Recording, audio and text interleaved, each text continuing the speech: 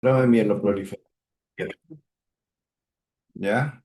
Entonces, a lo que es síndrome mieloproliferativo, vamos a ver qué son. Es una alteración clonal cuya diana es la célula stem. Entonces, la célula stem, pero ¿cuál? Las células de stem mieloide, ¿no? De la serie mieloide. ¿Listo? Son alteraciones neoplásicas, pero afectan a la serie mieloide. Todas presentan panmielosis en sangre periférica, o sea, ¿qué significa? Que todos estos síndromes mieloproliferativos van a tener, si bien es cierto que puede aumentar el hematocrito, digamos, los leucocitos en las leucemias, pero también vamos a ver que aumentan las plaquetas y aumentan los glóbulos rojos también, ¿no? Un proteína específico en cada cantidad. Puede haber interconversión entre síndromes mieloproliferativos crónicos y también puede haber transformación a leucemia aguda. O sea, leucemia aguda, asumiendo que esto es una leucemia basada en la presencia de blastos en sangre periférica. Tiene un curso inicialmente crónico, puede ser clínicamente, también puede ser de inicio indoloro, pero es crónico. Puede producir hematopoiesis extramedular y clasificación de las enfermedades mieloproliferativas. Es una clasificación un poco antigua, de 2016, pero todavía se mantiene, y de las cuales vamos a destacar cuatro, ¿no? De las cuales vamos a destacar cuatro. La leucemia mieloide crónica, la leucemia mieloide crónica, BCR-ABL positivo, ¿no? Y la policitemia vera, la mielofibrosis y la trombocitopenia esencial, ¿ya? Entonces, esas son las cuatro que tenemos que ver. Policitemia vera, mielofibrosis primaria, trombocitemia esencial y la leucemia mieloide crónica, BCR-ABL positivo. Entonces, esos cuatro debemos de recordarnos como la clasificación de las enfermedades mieloproliferativas. Entonces, ahora vamos a ver a la leucemia mieloide crónica. Es un trastorno mieloproliferativo, o sea, es que es mielo. El problema es en el stem, o sea, en la célula madre, caracterizado por la producción excesiva de células mieloides que continúan diferenciándose y circulan en cantidades mayores en la sangre periférica. O sea, ¿qué circulan? Circulan, digamos, leucocitos maduros, ¿ya? Leucocitos maduros.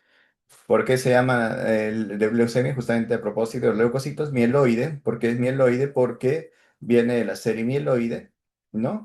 Y crónica porque obviamente tiene un curso crónico. La leucemia mieloide crónica es un trastorno de la célula madre multipotencial, sería más inmadura, ¿ya?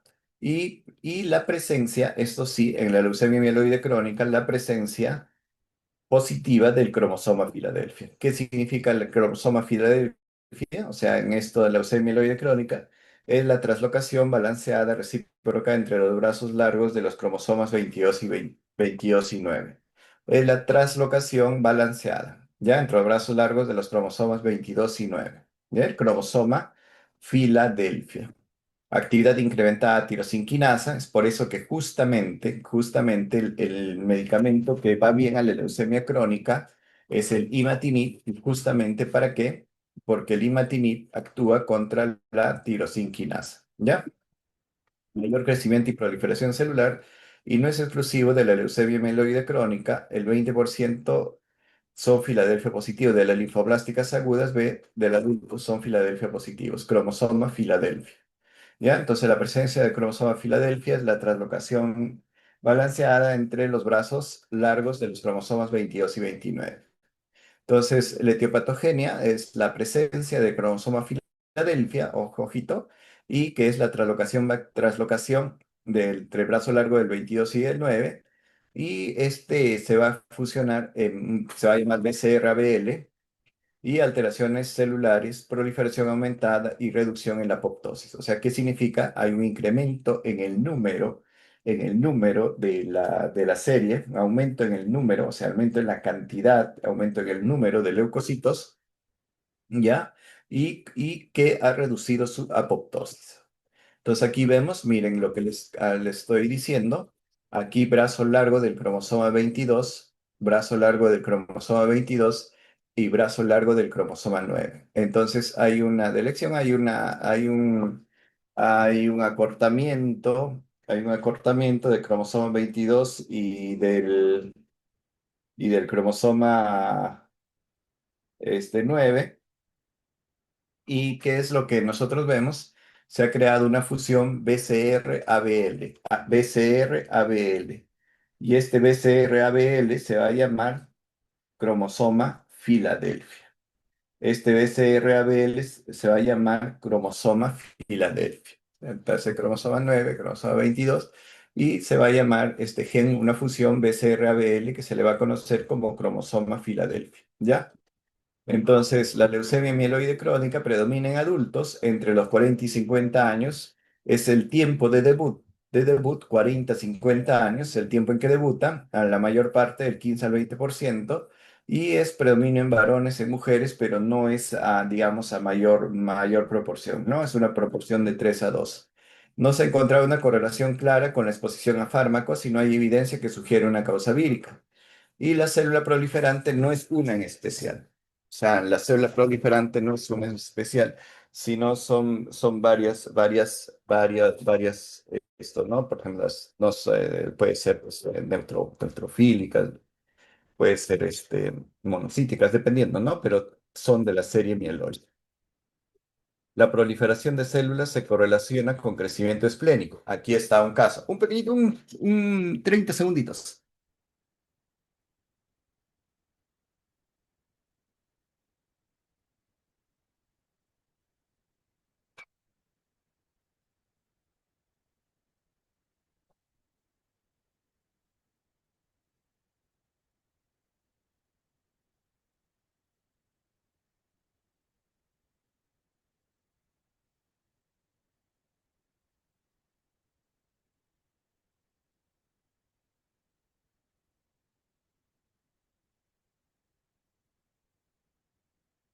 Ya, entonces, mire, crecimiento esplénico, acuérdense, en la leucemia mieloide crónica siempre va a haber, o la mayor parte de veces, casi la mayoría, va a haber crecimiento esplénico. O sea, ¿qué va a haber?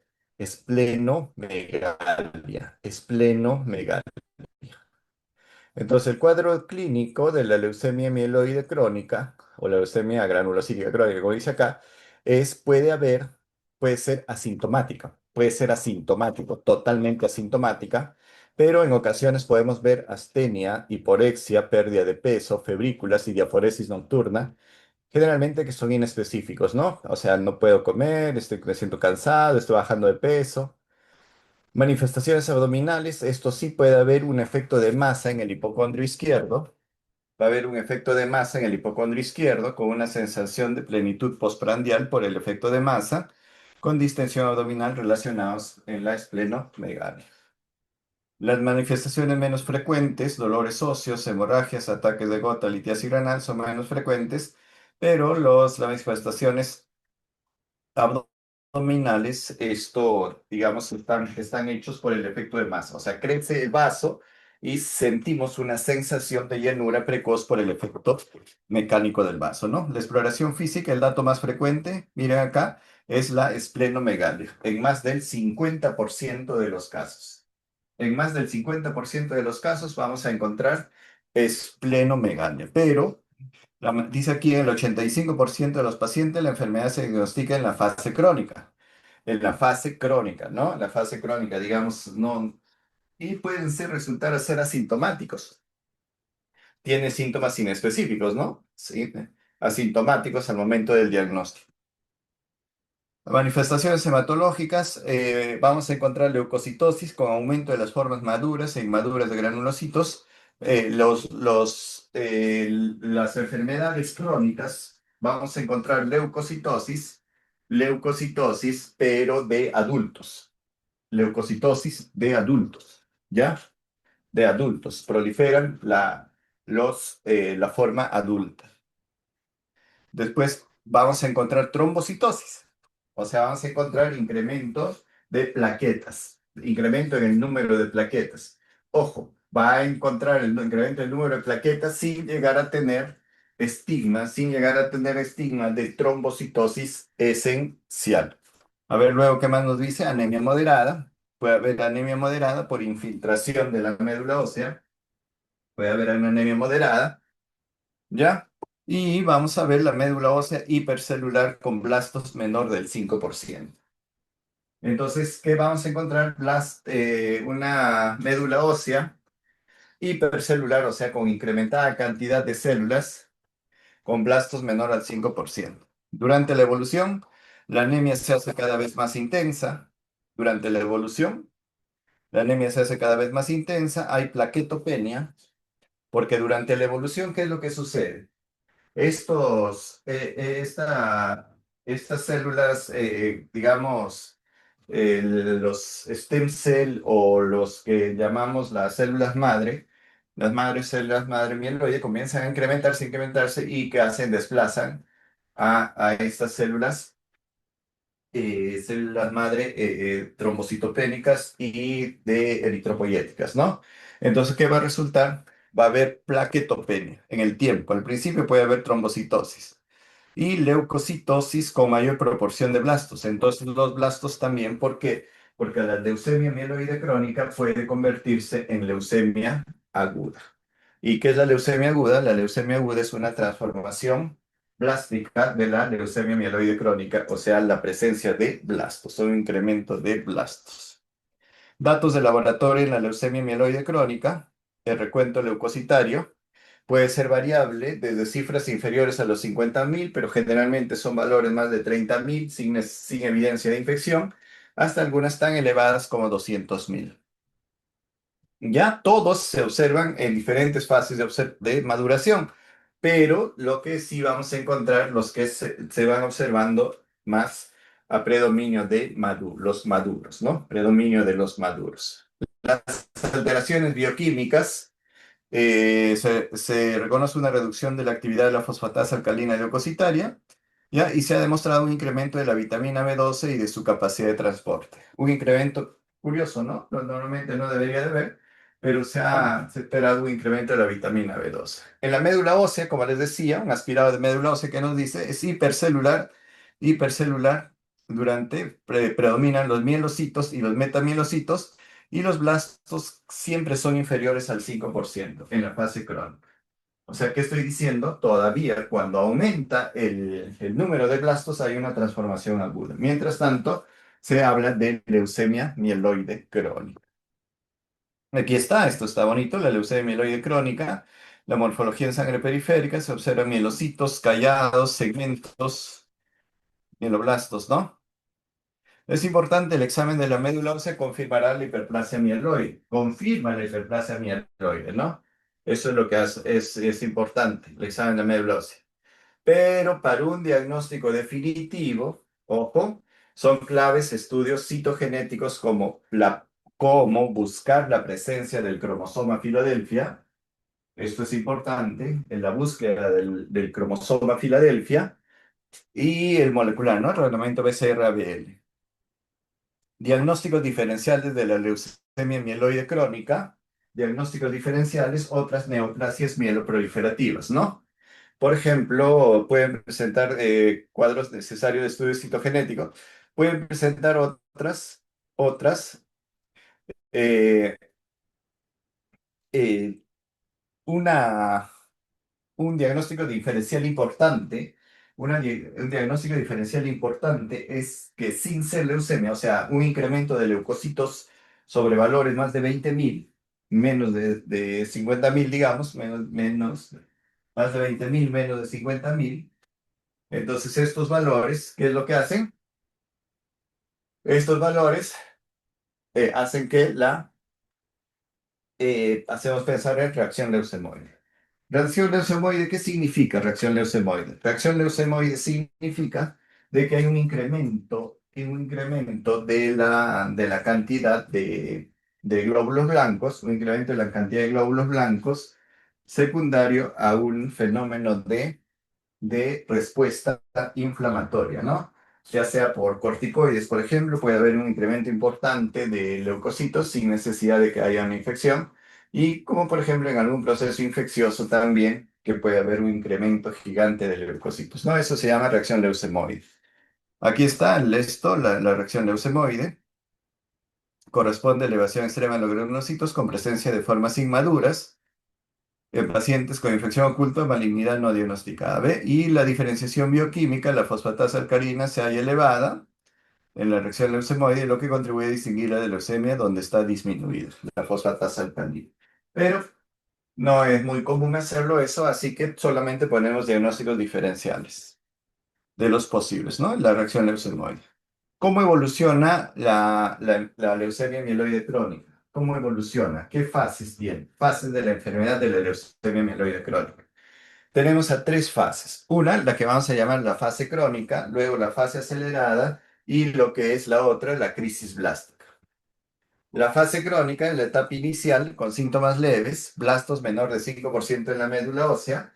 Mírame, fase crónica. O sea, es una fase, puede ser incluso una fase indolente o puede estar también asociado a que puede estar asociado a una fase en que el paciente se encuentre completamente asintomático, en que el paciente se encuentre completamente asintomático.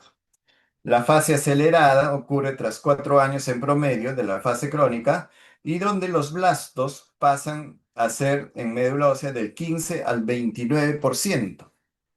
Los blastos ya se incrementan los blastos, ¿no? A eso se llama fase acelerada, ¿ya?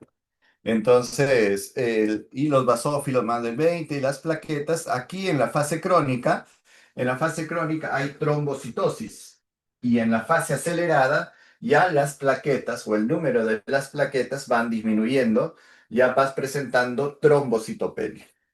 En la crisis blástica, en la fase terminal similar, se hace similar a la leucemia aguda, se le llama crisis blástica. ¿Por qué? Porque en este momento, en este diagnóstico mieloproliferativo crónico, hay una predominancia o hay un predominio de, hay un predominio de blastos, ¿no? Blastos más del 30%. Blastos más del 30% es un crecimiento masivo del vaso y con una gran hepatomegalia. También en la fase crónica podemos encontrar hepatomegalia, ¿ya? En la fase crónica también podemos encontrar hepatomegalia, pero principalmente podemos encontrar en la crisis blástica también, ¿no? Entonces dice aquí, la crisis blástica se manifiesta como una leucemia aguda. Hay anemia, entonces hay anemia, hay trombocitopenia, hay mayor predominancia de infecciones, obviamente mayor predominancia a la hemorragia, y se divide en dos, mieloide y linfoide, ¿no? La crisis blástica linfoide contiene la enzima de SOX y bueno, ya es. Entonces vemos acá el siguiente, entonces las etapas evolutivas, fase crónica, fase de aceleración y fase de crisis blástica, ¿no? Como hemos estado viendo. Entonces aquí está la fase crónica. Dura de 2 a 6 años. 2 a 6 años es, incluso le digo que esta fase crónica que es asintomática. Puede o no puede haber esplenomegalia, astenia, cansancio. A veces solamente un examen de rutina, en un examen de rutina, como puede ser pues un examen para aspirar a algún trabajo o un examen para vacaciones en el trabajo, le sale eso, ¿no? La fase de aceleración dura meses y se desemboca en la siguiente fase, ¿no? Donde el número de blastos se incrementa y la fase de crisis blástica dura semanas o pocos meses y se comporta como una leucemia aguda. Y se comporta como una leucemia aguda. Entonces, para que ustedes sepan cuál es la diferencia entre leucemia aguda y leucemia crónica, en la leucemia aguda hay una gran presencia de blastos. En la leucemia aguda hay una gran presencia de blastos. Y en la leucemia crónica, la presencia de blastos es muy escasa. ¿Ya? Estas son las etapas evolutivas. Aquí está la fase crónica, acelerada y blástica y algunas características que vemos. Vamos a encontrar leucocitosis, blastos, mira, de 1 a 3%. Y en la médula ósea vamos a encontrar pues blastos menor al 10%, menor al 5% que hemos dicho. En la fase acelerada ya vamos a encontrar blastos de 10 a 19% en sangre periférica, ya está aumentando, ¿no? Eso es, ya nos llama la atención en la fase acelerada, pero menos del 20%. Y en la fase blástica, el número de blastos aumenta más del 20% en sangre, digo, más del 20% en sangre periférica. Más del 20% en sangre periférica. Pronósticos de la leucemia mieloide crónica. Los pronósticos, vamos a ver, miren esto, este es sin tratamiento. Sin tratamiento, miren qué es lo que está pasando acá. Miren acá cómo es lo que va a suceder cada vez que pase el tiempo de la fase crónica, la fase acelerada y la fase de crisis blástica, va disminuyendo y con tratamiento se puede mantener. Entonces, aquí tenemos los procedimientos diagnósticos. Entonces, como estamos viendo, los procedimientos diagnósticos, chicos, un ratito ya que pase el camión de basura que ni yo me escucho. Para la grabación porque no me escucho porque aquí está pasando el camión de basura. Ya, un ratito, que pase unos 3, 4 minutitos.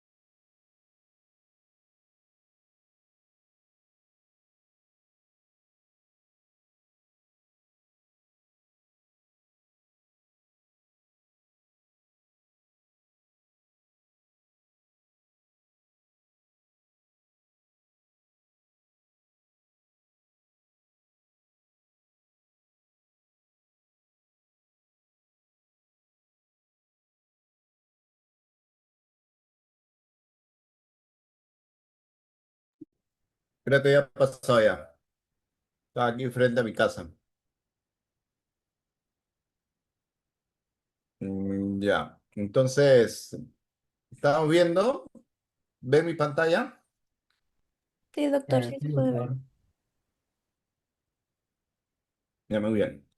Entonces, dentro de los procedimientos diagnósticos de la leucemia mieloide crónica, vamos a tener a los estudios citogenéticos. Primero, ¿no? Estudios citogenéticos tanto en médula ósea como, como estudios citogenéticos en sangre periférica.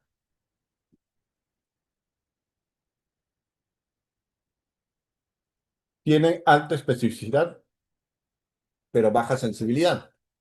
Entonces, vamos a ver. Y se busca, por lo que les decía, ¿no? La presencia de las células del cromosoma Filadelfia. ¿Dónde se hace el estudio citogenético? En la médula ósea, pero podemos hacerlo también en sangre periférica. 95% de los casos se detecta la translocación 922. ¿Ve? Puede haber evolución clonal. Aquí están, miren, algunos diagnósticos diferenciales de las neoplasias mieloproliferativas y la reacción leucemoide. Leucemia mieloide crónica. En la leucemia mieloide crónica, vamos a ver las características, luego vamos a ver esto. La hemoglobina está disminuida, ¿no? Ya en la fase acelerada ya se va a ver mucho más disminuida. Los leucocitos siempre van a estar elevados. Puede haber eosinofilia, basofilia. Las plaquetas, al principio, que les dije, hay trombocitosis, pero después están disminuidas, ¿no? Y el vaso está aumentado. El vaso está aumentado, ¿ya? Y nuestro diagnóstico diferencial es con la reacción leucemoide. En la reacción le voy a estar aumentados, pero no tan aumentados, ¿ya? Y no están aumentados ni no hay eosinofilia, no hay basofilia. Y puede haber una hiperplasia granulocítica. Hiperplasia granulocítica, miren, en la reacción leucemoide está aumentada y en la leucemia mieloide crónica está disminuida. Factores de mal pronóstico, factores de mal pronóstico, la edad más avanzada, ¿ya? Esto es importante. Mayor tamaño del vaso, esplenomegalia, trombocitosis intensa, o sea, cuando nosotros empezamos la enfermedad hay una gran trombocitosis y porcentaje de blastos en sangre periférica. Cuanto mayor cantidad de blastos hay en sangre periférica, es que estamos pasando de fase crónica a fase acelerada o a crisis blástica o a crisis blástica.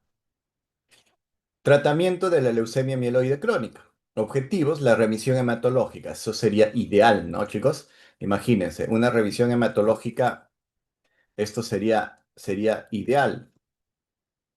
Sería ideal, pues, porque normalización de la biometría hemática. Una remisión citogenética, eliminación de las células de cromosoma Filadelfia. La calidad de vida, mínimos efectos adversos en el tratamiento y la remisión molecular, la translocación BCR-ABL indetectable. ¿Ya? Entonces, el tratamiento, reducir la carga tumoral. Los primeros objetivos del tratamiento, reducir la carga tumoral. ¿Por qué? Porque cuando ustedes ven el diagnóstico de leucemia, vamos a encontrar 100.000, 120.000, 130.000 o números de leucocitos. Se reduce la carga tumoral. ¿Con qué? Con busulfán, por ejemplo, ¿no? Pues a largo plazo puede inducir fibrosis pulmonar. Con la hidroxiurea es lo más común que hacen. Es lo más común que he visto también, la hidroxiurea. ¿Ya? Y el interferón alfa útil en la fase crónica, ¿ya? Entonces, para reducir la carga tumoral. Hidroxiurea. Ya que ustedes se acuerden con la hidroxiurea, está bien, sería importante. Revisión citogenética completa, que les dije, hay un incremento de la actividad de la enzima tirosinquinasa, ¿no? Enzima tirosinquinasa. Entonces, hay un medicamento que inhibe a la actividad de la enzima tirosinquinasa. Hay un medicamento que inhibe la actividad de la enzima tirosinquinasa y a esto se le conoce como imatinib. Imatinib, 400 miligramos al día. Nilotinib, desatinib. pero el más conocido es el imatinib. Tratamiento farmacológico inicial, busulfán, hidroxiurea o interferón alfa. Bajar la carga tumoral.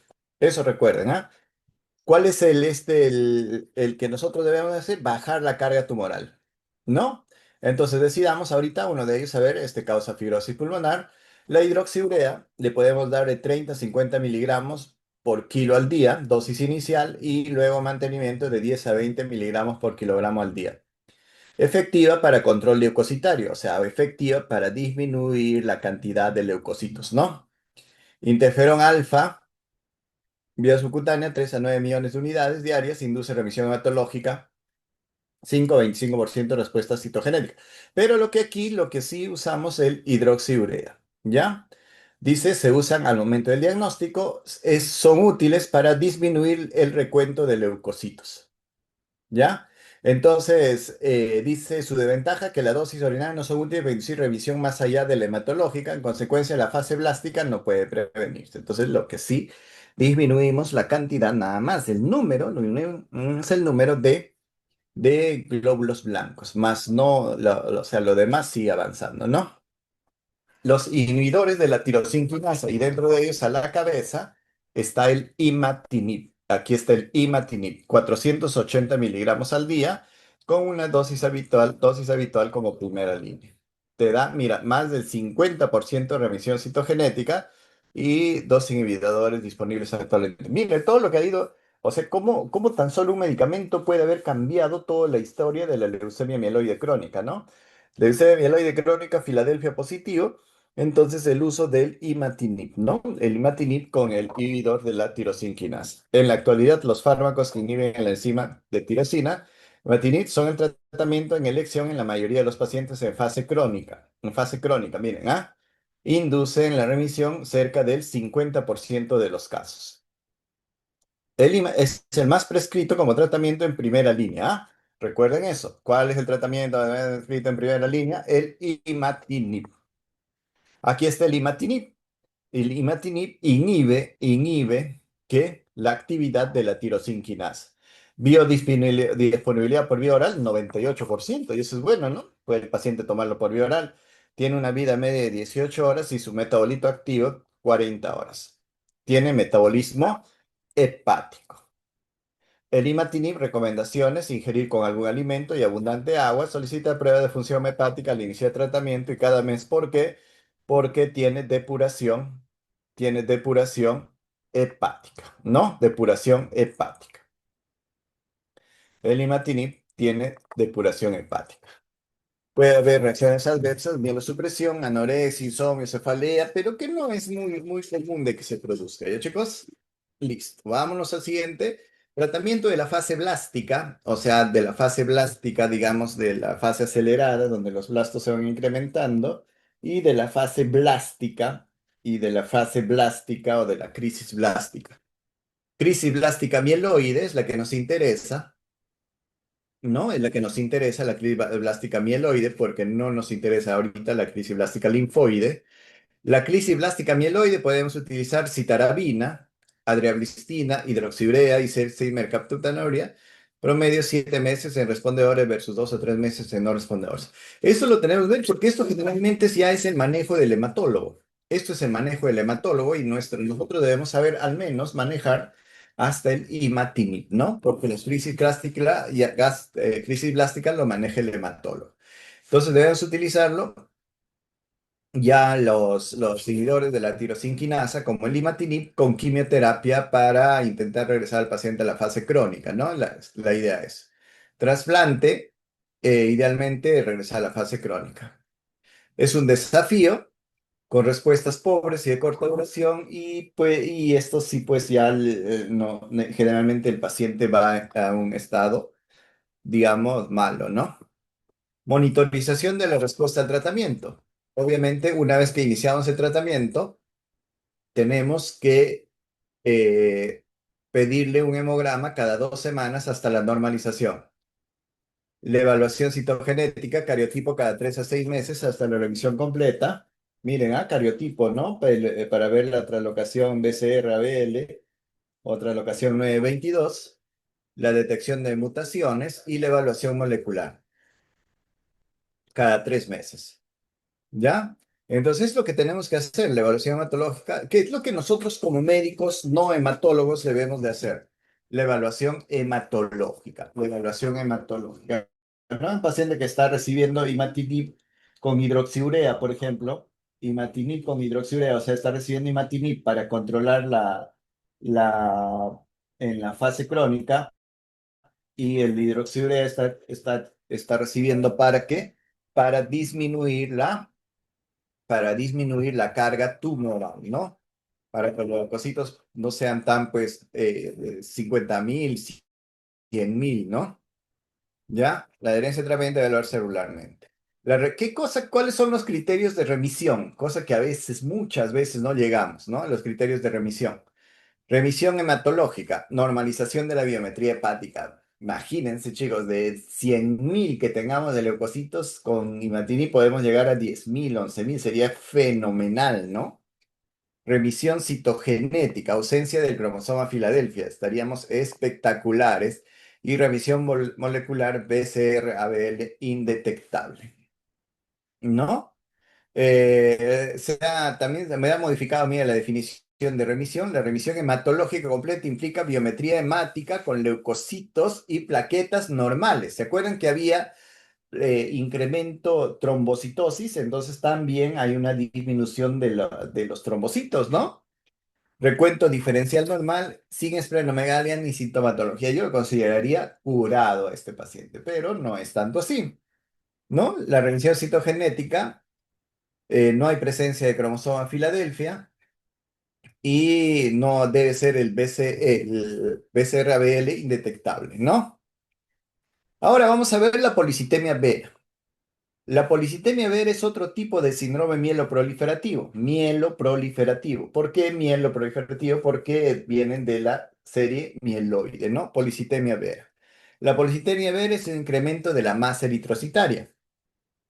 ¿Qué significa un incremento de la masa eritrocitaria? Es que se va a incrementar la cantidad de eritrocitos, por lo tanto, se va a incrementar el valor del hematocrito. El valor del hematocrito en grandes cantidades. El valor del hematocrito en grandes cantidades, ¿ya? Se va a modificar, se va a incrementar sin necesidad de que, junto a elevación más moderada de granulocitos y plaquetas. Entonces, sí, ¿por qué sucede esto? Hipersensibilidad de células progenitoras eritroides a la acción de la eritropoyetina. O sea, no hay un incremento de la eritropoyetina en la policitemia vera. Entonces, la policitemia vera es que si la célula madre que produce eritroblastos comienza a producir eritrocitos en grandes cantidades sin necesidad, sin necesidad de que sin necesidad que tenga sensibilidad a la eritropoyetina.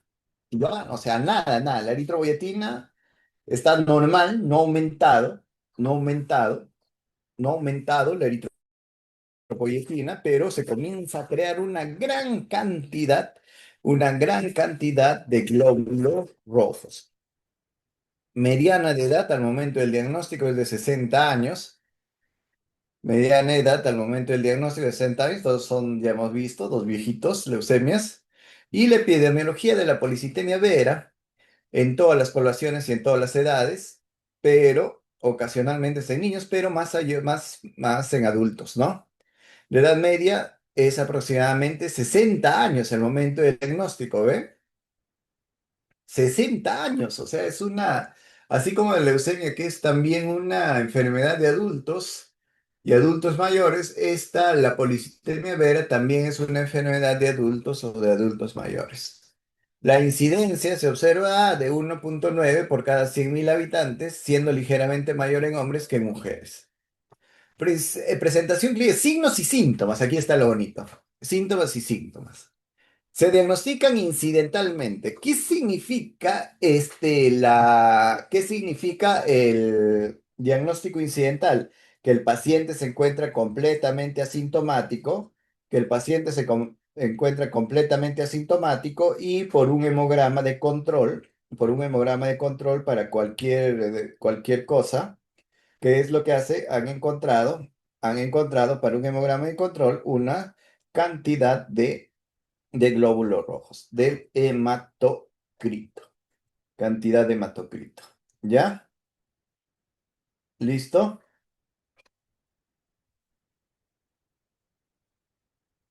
Del hematocrito, en un hemograma completo. Puede haber cefaleas, mareos, alteraciones visuales y otros síntomas relacionados con la hiperviscosidad sanguínea. Cefalea, ¿ve? Mareos. Entonces, nada especial, ¿no? Cefalea, mareos, vértigos relacionados a la hiperviscosidad sanguínea. Y esto sí llama la atención, el prurito. Y ese es un prurito bien curioso en la policitemia vera. Vera dice, prurito especialmente después del baño. ¿Ven? Aquí está lo curioso. Prurito especialmente después del baño. Esto es lo que llama la atención al paciente. Eritromelalgia, dolor ardiente en las extremidades. Esto es otro. Si bien es cierto, no es común en todos, porque también puede ser asintomático, y plétora facial, ¿no? Entonces, ¿qué encontramos? Al paciente rojo, rojo, rojo como el tomate, ¿no? Entonces, esto es la plétora facial, prurito, y la trombosis arterial o venosa, hemorragias y síntomas vasomotores como la eritromelalgia. Entonces aquí está la eritromelalgia, quemazón dolorosa y enrojecimiento en extremidades inferiores. Eritromelalgia, ¿ven? Eritromelalgia. ¿Ve? Entonces aquí hay un aumento de volumen con aumento de la coloración y pues acompañado de dolor. ¿Ya? Eritromelalgia, como una manifestación clínica, es un dolor ardiente en los pies o manos acompañado de eritema, palidez o cianosis. Eritema, palidez o cianosis. En presencia de pulsos palpables, es una manifestación característica de la policitemia vera. Se observa, si es cierto, en casi el 29-30% de los pacientes, pero es una característica, ¿no? Entonces, el prurito pues, después del baño, la eritromelalgia, ya estamos aprendiendo. ¿Cómo sucede? Dolor ardiente en extremidades con cambios de coloración cutánea. Aquí miren, vamos a ver cambios de coloración cutánea. Fisiopatología, complicación microvascular trombótica asociada con recuentos plaquetarios elevados. El tratamiento responde bien a la aspirina a dosis bajas o la reducción del recuento plaquetario con agentes mielosupresores. ¿Por qué? Porque la eritromelalgia está formando, porque con la policitemia vera no solo se incrementa la cantidad del hematocrito, o sea, no solo se incrementa la cantidad de glóbulos rojos, sino también se va a incrementar la cantidad de glóbulos blancos y se va a incrementar la cantidad de plaquetas, ¿no? Entonces, si le damos aspirina, vamos a inhibir la trombosis. Hallazgos clínicos frecuentes, la hemoglobina altísima, hemoglobina 18,4 hemoglobina, y a más el hematocrito también alto, ¿no? En relación con la hemoglobina, 3,68, y hay esplenomegalia. 36% hay esplenomegalia, fíjense. 36% con esplenomegalia, o sea, tampoco, ¿no? Entonces el otro que tenía esplenomegalia es la leucemia. Y por el crecimiento de los trombocitos, el 16% pueden hacer trombosis arterial en el momento del diagnóstico. Prurito en la policitemia vera, ¿se acuerdan? Prurito después del baño. Ah, ya. Tras el baño, la ducha es un síntoma característico de la policitemia vera. Se describe como picazón, cosquilleo, escozor o ardor sin cambios visibles en la piel. Y eso es lo curioso, ¿no? En el paciente con policitemia vera dice, después de bañarme, doctor, me pica todo el cuerpo como si tuviera alergia al agua. Y qué alergia al agua, ¿no? Es bien extraño, ¿no? O sea, tener alergia al agua. Localización y temporalidad. Las áreas más afectadas son el pecho, espalda, cara medial de los brazos y cara ventral de las piernas. 78% de los casos, los síntomas aparecen en menos de 10 minutos tras el contacto con el agua. ¿Ya? Relevancia diagnóstica puede estar presente en promedio aproximadamente 3 años antes del diagnóstico y fue la base para sospechar el diagnóstico en el 15% de los casos. Entonces, ¿cuál es prurito después de bañarme? El prurito es lo curioso, la gente le va a venir. Tengo alergia al agua, doctor. ¿Por qué? A ver, vamos. Y resulta que la alergia al agua era nada más que un indicio, es un indicio de la presencia, de que puede estar empezando a hacer una policitemia vera, el prurito, ¿no? Entonces, ¿cómo llego al diagnóstico? ¿Cómo llego al diagnóstico? Primero, la anamnesis. En la exploración voy a encontrar más del 30%, 40% de esplenomegalia. Voy a encontrar en flotilla de sangre periférica, voy a encontrar en el hemograma hemoglobina mayor de 18, ácido úrico, DHL, ferritina, vitamina B12 aumentadas, gasometría arterial. La determinación de eritropoyetina sérica, ¿cómo creen que va a estar la eritropoyetina sérica? Va a estar normal o incluso disminuida.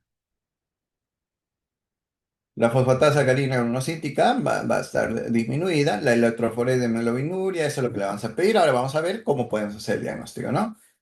Características del frotis de sangre periférica, ¿no? Sangre periférica, o sea, la misma sangre que le pides al paciente y que es lo que vemos aquí. Puede mostrar un exceso de glóbulos rojos normocíticos y normocrómicos. Miren, ¿ah? No, yo no le voy a más cosas, ¿no? Puede haber mayor de hipocrómico si existe deficiencia de hierro concomitante. La trombocitosis es común y mayormente, aproximadamente el 15% de los casos puede imitar la trombocitemia esencial, o sea, puede incluso llegar a valores de 700.000, 800.000 o 1 millón, pero hacerse parecido a una trombocitosis esencial, pero en la policitemia B entonces encontramos trombocitosis y encontramos también la hemoglobina altísima. ¿Ya? Encontramos la hemoglobina altísima. Hay una etapa, esta es en la fase pre-propolicitémica y prasebolicitémica, y hay otra fase de mielofibrosis, o sea, de cuando ya ha evolucionado. Postpolicitémica. Se desarrolla un cuadro leucoeritroblástico con eritrocitos en forma de lágrimas, dacriocitos, poiquilocitos y eritrocitos nucleados circulantes. La leucocitosis también se observa en ausencia de fiebre o infección. ¿No? Entonces, son cosas importantes. Dato de laboratorio, ya dicho. Aumento de la concentración de hemoglobina, listo. Hematocrito, obviamente, mayor del 60%. Entonces, ¿cuánto sería la hemoglobina en promedio ahí? Promedio de hemoglobina 20, ¿no? Entonces, ustedes tienen que ver eso, ¿no?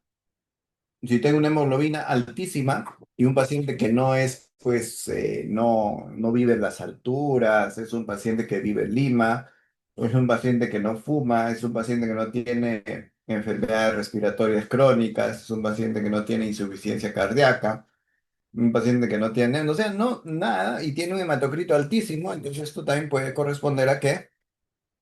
Este paciente puede corresponder a una policitemia vera. Incremento de la viscosidad 4 a 8 veces mayor. Leucocitosis moderada sin mieloblastos. Entonces, en la policitemia vera se incrementan los tres. Hay trombocitosis, hay eritrocitosis y hay leucocitosis. Obviamente, predomina la eritrocitosis sobre los otros dos, ¿no? Trombocitosis mayor de 450.000 e incluso algunos pueden imitar o tener un rango de trombocitosis esencial. Las cifras de eritropoyetina suelen ser normales o reducidas. Las cifras de eritropoyetina pueden ser normales o reducidas. Eso quiero que lo sepan, que la policitemia vera va con eritropoyetina disminuida. Alteraciones citogenéticas al momento del diagnóstico. Y aquí vemos hallazgos en la médula ósea, porque obviamente tenemos que hacer una aspirada médula ósea, ¿no? Hipercelular, crecimiento, proliferación eritroide, erosita mecariostítica. O sea, no hay gran cosa. Megacariocitos pleomórficos, miren, no hay mayor cosa, ¿no? Ausencia de hierro, ¿no? Ausencia de hierro teñible. Otros datos, la presencia de la mutación en el gen YAC2. Eso es otro. Entonces, hasta ahora, ¿qué tendríamos? Tendríamos, a ver, nuestra clínica. Nuestra clínica sería eritromelalgia, vendría con prurito post ducha, ¿no? Post baño. Después puede venir con esplenomegalia. Le sacamos unos exámenes auxiliares y encontramos una gran cantidad de hematocritos, 60%, 58%, la eritropoyetina disminuida. Y ahora tenemos que ampliar un poquito más y vemos si esto se relaciona con la mutación en el gen JAK2, ¿no? Determinada por técnicas de reacción en cadena y polimerasa en más del 90% de los pacientes, ¿no? En más del 90% de los pacientes es JAK positivo. O sea, la mutación del gen JAK2 está presente. Los niveles de ferritina suelen estar descendidos por el tratamiento de los depósitos de hierro y aumento de la concentración sérica de vitamina B12. El ácido úrico y la lactato deshidrogenasa están elevados por el recambio celular que se está produciendo, ¿no? Mayor cantidad de recambio celular, por eso se está produciendo.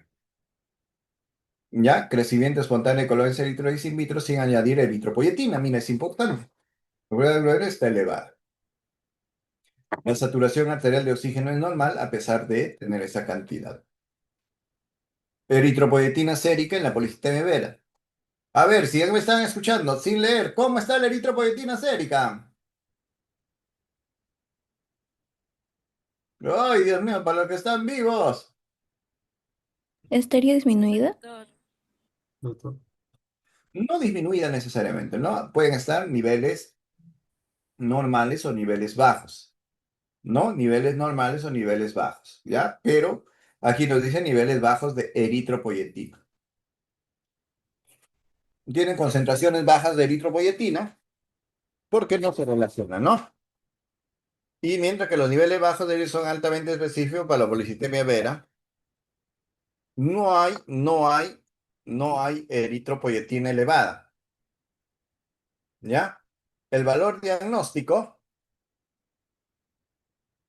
la sensibilidad y especificidad de los niveles séricos de eritropoyetina por debajo del rango de referencia normal para el diagnóstico de policitemia vera son del 64 y 99%. Persistencia tras tratamiento, la concentración sérica de eritropoyetina permanece baja incluso cuando la masa de glóbulos rojos se normaliza. Entonces, esto es importante. Va a haber un crecimiento en el número de glóbulos rojos sin evidencia y presencia de eritropoyetina. Criterios diagnósticos de la policitemia vera, desde el año 2016, miren, tenemos hemoglobina mayor de 16, biopsia de médula ósea hipercelular con proliferación trilineal, miren, trilineal, trilineal, o sea, hay megacariocitos, hay eritroblastos, megacarioblastos, hay eritroblastos, todos los tres están aumentados, ¿no? Y la presencia de la mutación del gen JAK2. Criterio diagnóstico menor, niveles de eritropoyetina sérica inferiores al rango de la normalidad. Si bien es cierto que ese es uno de los conceptos que estamos aprendiendo, ¿no? Pero de aquí podemos sacar, a ver. El diagnóstico se establece con la presencia de tres criterios mayores o los dos primeros mayores y el criterio menor. Hemoglobina y biopsia de la médula ósea y el criterio menor. ¿Ya? El criterio de la biopsia de la médula ósea no se necesita en los casos en que la hemoglobina es más de 18,5, ¿no? O sea, y cuando el gen de la mutación del gen JAK2 es positivo, ¿para qué vas a necesitar, digamos ya, ¿no? Entonces, pero como médicos generales, no hematólogos, que van a ser ustedes, ¿qué necesitamos? Necesitamos cuando sospechar de policitemia vera, ¿no? Debe haber un incremento en la cantidad de los valores de glóbulos rojos sin incremento de eritropoyetina, ¿no? Aquí está bien. Aparte de la clínica, ¿qué es lo que estamos observando? Aumento de la hemoglobina y aumento del hematocrito. Ahí al brazo derecho está la masa eritrocitaria. La eritrocitaria. Si hay aumento de eritropoyetina, entonces puede ser pues, secreción inadecuada de eritropoyetina, alguna otra neoplasia, pernefroma, hematoma, hemangioma del cerebro, secreción inadecuada de eritropoyetina, poliquistosis renal, hipoxia tisular, aumento de la afinidad de oxígeno en sangre, pero si hay aumento de la hemoglobina con la masa eritroprocitaria baja o normal, ya sospechen de policitemia vera. ¿Ya? Ya sospechen de policitemia vera. Diagnóstico diferencial de policitemia vera, todas las eritrocitosis secundarias. No todas las eritrocitosis secundarias, ¿no? O sea, todas las eritrocitosis secundarias a qué? A hipoxias que puede haber en todo lado, ¿no? Eso lo pasamos. Objetivo de tratamiento, disminuir la masa eritrocitaria y mantener unas cifras de hemoglobina cercanas a la normal. Entonces tenemos aquí la estratificación de factores de riesgo y tratamiento de la policitemia vera. Mira, vamos a clasificarlo a los pacientes en dos, bajo riesgo y alto riesgo. Los de bajo riesgo vamos a tener en menores de 60 años y sin evidencia de historia de trombosis. Menores de 60 años de bajo riesgo y alto riesgo, mayores de 60 años y con historia de trombosis. Ya los hemos clasificado la policitemia vera en dos. Bajo riesgo y alto riesgo. Acuérdense, ¿ah? Bajo riesgo y alto riesgo. El tratamiento del bajo riesgo, flebotomías y aspirina. Flebotomías. ¿Qué es flebotomías? Es sacarle sangre al paciente. Sacarle sangre de cuando en cuando, ¿no? Entonces, flebotomías, sacarle sangre. Flebotomías. Chicos, ¿cómo se hace una flebotomía? Ustedes, a ver si es que están siguiendo. O a ver,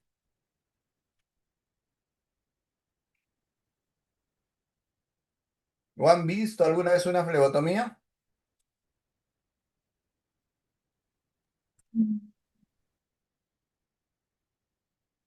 Ay, Mm, ¿alguien está vivo? Es, sí, doctor. Es como extraer sangre, nada más, ¿no? Sacar muestras. Exacto.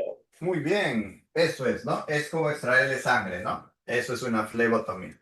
La flebotomía también es sacarle sangre, pues, al paciente, que los flebotomistas, ¿no? Que sacan sangre en las mañanas para, para, para hacer los exámenes auxiliares, ¿no? Son flebotomistas, sacan sangre.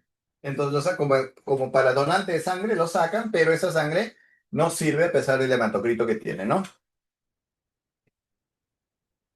Y si es de alto riesgo, citorreducción, corrección de factores de riesgo cardiovascular y aspirina con o sin flebotomías.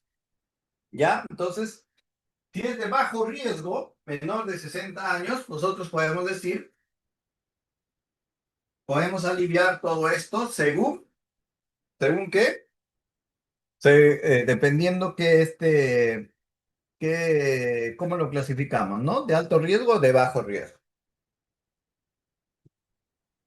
Tratamiento para todos los pacientes. Mira, controlar la masa eritrocitaria.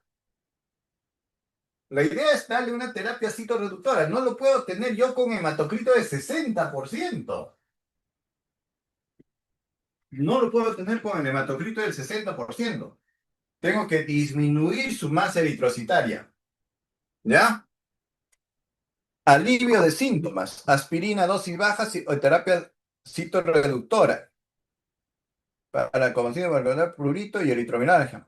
Prevención de complicaciones. El tratamiento entonces, flebotomías. Acuérdense, ¿ah? Es como sacarle la sangre a un paciente, con ustedes sacando sangre de un donante, pero en vez de ir lo descartan, ¿no? La sangre. Puede ser cada 3 días hasta conseguir un hematocrito menor de 45. Y el otro era la hidroxiurea, pues chicos. ¿Se acuerdan que yo les hablaba de cuando querían disminuir la masa leucocitaria en la leucemia? Aquí también le damos hidroxiurea.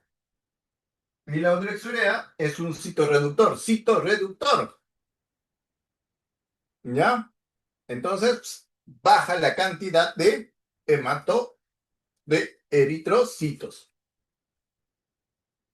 Tenemos que darle tratamiento antitrombótico, aspirina en 80 a 100 miligramos al día.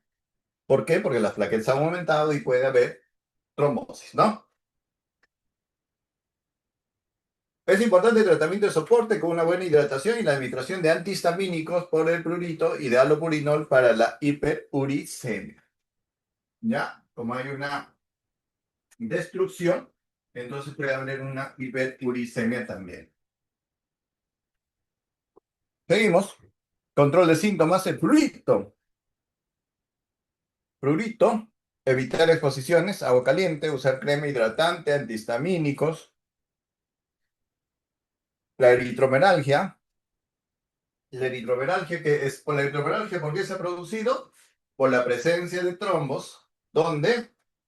En las arterias, ¿no? Se ha producido por la presencia de trombos en las arterias. Entonces, ¿qué es lo que hacemos? Damos antiagregantes plaquetarios tipo aspirina. Tipo aspirina.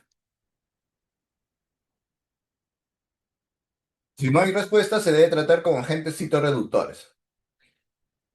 Y factores de riesgo cardiovascular, aconsejar, aconsejar el cese del tabaquismo y controlar la presión arterial, peso y colesterol. Policitemia vera de bajo riesgo. Mira, policitemia vera de bajo riesgo. Aspirina dosis bajas. ¿Ya?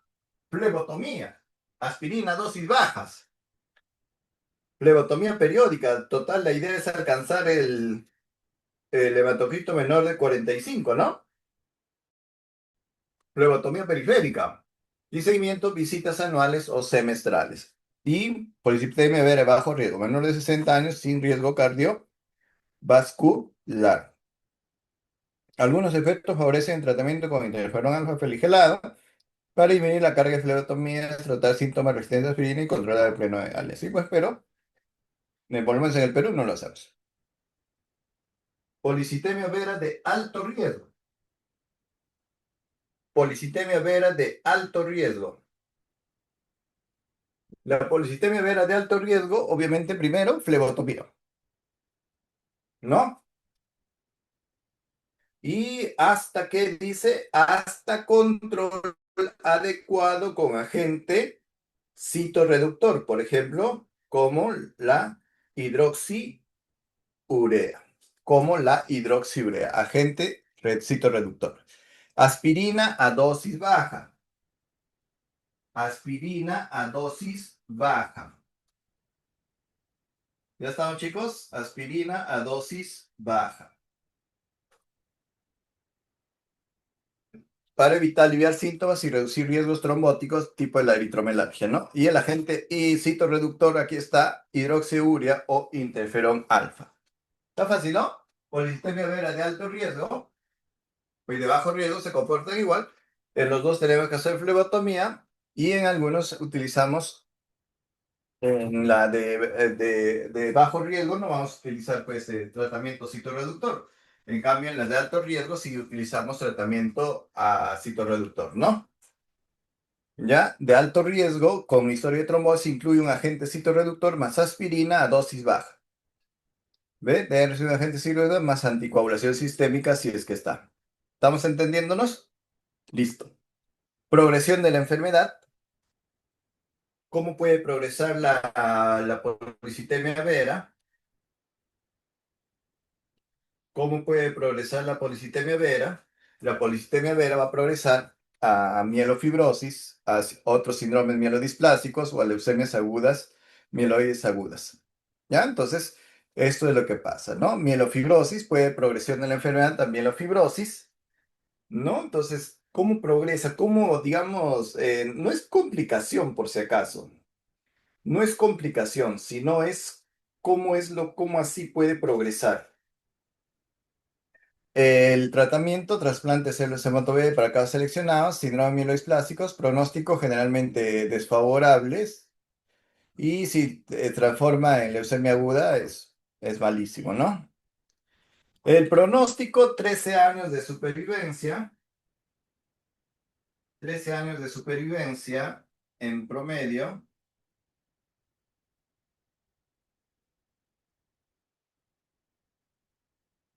13 años de supervivencia en promedio y años en pacientes tratados, 25% de complicaciones trombóticas en 20 años de seguimiento y 7% de transformación leucémica en 20 años de seguimiento. ¿Listo? Y hasta aquí creo que nos quedamos. Ya, aquí creo que está la mitad. Sí, sí, sí, Delegada, ¿cuándo vamos a tener la próxima clase? Doc, se supone que es el próximo martes. Ya, pero el próximo martes va a ser el día de la... ¿cómo se llama? La noche de talentos, eso. Es esta semana, por eso le digo la próxima semana. Sería la clase el día martes. Ah, Esta semana es la semana de medicina. este martes o el próximo. Este martes es Sí, la noche de no se talentos. hace. Ya, ¿y qué se va a hacer? No vamos a hacer La clase. próxima. Sería la próxima semana. Ajá, porque estaríamos adelantando, creo, la clase. O sea, la clase de días la estábamos adelantando la de esta semana. Ya, ya, ya. Ya, pues. Ah. Entonces nos vemos el próximo martes, ¿no? Ya que Mm, nos falta poco nada más. Esto también lo podemos hacer el próximo domingo y el día martes, o domingo, el sábado en la noche, como nos podemos encontrar. Ya nos falta la mitad nomás para que ya estén atentos, vayan asimilando de poco la información y de ahí ya nos vemos Doc, ya un casi puntito. estamos hasta el Doc, martes. un puntito para nuestro primer examen por la semana de medicina. ¿Qué? Un Pero puntito. dices para los que van a la Claro, cena, para los que van a la cena. Ajá. que han pagado su Ajá, y ciencia. los que Sí, los que han participan, pagado el noche de ticket. talento. Ajá. No, es para los que, el doctor Segura me dijo, es para los que han pagado la cena. Los que han pagado el ticket, ajá. El punto para los que Claro, han no, pagado. no es para los que hay otros, unos chicos que dicen, no, yo voy a ir yo no voy a ir a la cena, pero voy a asistir a todo. No, creo que así no es, ¿no? No sé, el doctor me dijo. Ya pues, que sea así. Sí, doctor, creo que aquí todos hemos pagado, así que punto para todos, todo el grupo.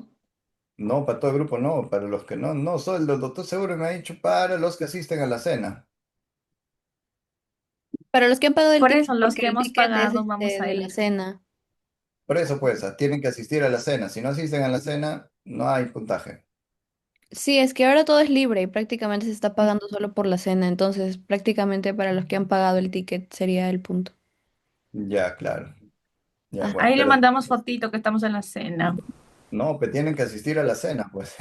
por eso ahí le mandamos fotodoc. No, no, de la secretaria me dirá, pues, ya, quiénes han asistido Ya. de ustedes. Ya, nos vemos, ¿ya? Entonces, el Gracias, próximo, Doc. vemos uno de estos días, también nos reunimos rapidito, nada más, una media hora, 40 minutos, para terminar la clase de hoy día, ¿ya? ¿Usted quedó en confirmarme si el martes, o sea, el siguiente martes, no el de esta semana, sería presencial? Porque dijo Sí, que tenía la clase de hemato, creo, ¿no? La de morfo. no, los de cardiovascular, no, ya no, ya se acabó ya, Ah, los de ok. cardiovascular. Así que podemos hacer, ¿no? Avanzar esta clase que estamos haciendo hoy día, un día en la noche, nos podemos reunir, una media hora, 40 minutos, a lo mucho que nos falta, y terminamos nuestra clase de mieloproliferativos, y de ahí nos faltaría linfoproliferativos. Ya empezamos el día martes que viene. Ujú. Ya. Entonces, el domingo sería las... Claro, el domingo o antes, pues, coordino contigo. Ya, ya sí me ha avisado, claro, cuando Ya, usted pues, pueda. ya estamos hablando, ¿ya? Nos vemos, Gracias. chicos. Chao, Hasta chao. luego. Hasta luego.